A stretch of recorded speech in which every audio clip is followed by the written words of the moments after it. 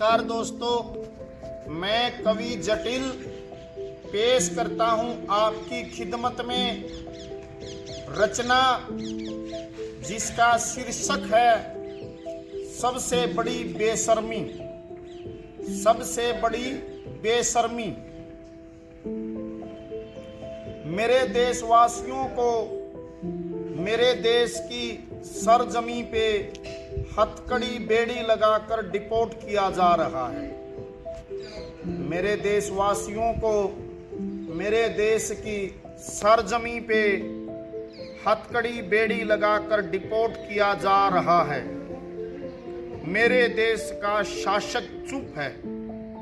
मेरे देश का शासक चुप है। मेरे देश के नागरिकों के अपमान में राष्ट्र का अपमान दिखाई नहीं देता। मेरे देश के शासक को मेरे देश के नागरिकों के अपमान में राष्ट्र का अपमान दिखाई नहीं देता।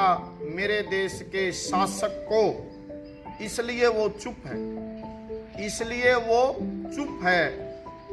ये चुप्पी नए दौर की गुलामी का प्रतीक है। ये चुप्पी नए दौर की गुलामी का प्रतीक है। अपने नए आकाओं के आगे भक्ति भाव प्रकट करने, अपनी पूंछ हिलाने, अपने सेठ मित्रों के व्यापारिक लाभ के लिए वाशिंगटन जाते हैं हमारे शासनाध्यक्ष बार बार। अपने नए आकाओं के आगे भक्ति भाव प्रकट करने, अपनी पूंछ हिलाने, अपने सेठ मित्रों के व्यापारिक लाभ के लिए वाशिंगटन जाते हैं हमारे शासनाध्यक्ष बार बार।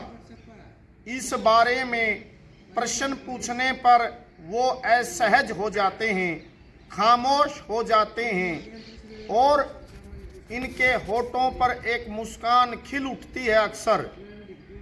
इस बारे में प्रश्न पूछने पर वो असहज हो जाते हैं, खामोश हो जाते हैं और इनके होठों पे एक मुस्कान खिल उठती है अक्सर।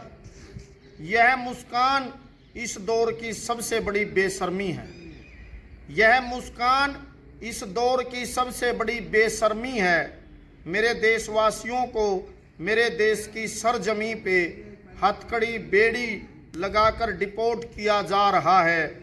मेरे देश का मुखिया चुप है। मेरे देश का मुखिया चुप है। यह मेरे देश के लिए इस दौर की सबसे बड़ी बेशर्मी है। यह मेरे देश के लिए इस दौर की सबसे बड़ी बेशर्मी है। यह मेरे देश के लिए इस दौर की सबसे बड़ी बेशर्मी है। सबसे बड़ी बेशर्मी है। आपका बहुत बहुत धन्यवाद। आपसे अनुरोध है कि आप अपनी आलोचनाएं मुझ तक जरूर पहुंचाएं।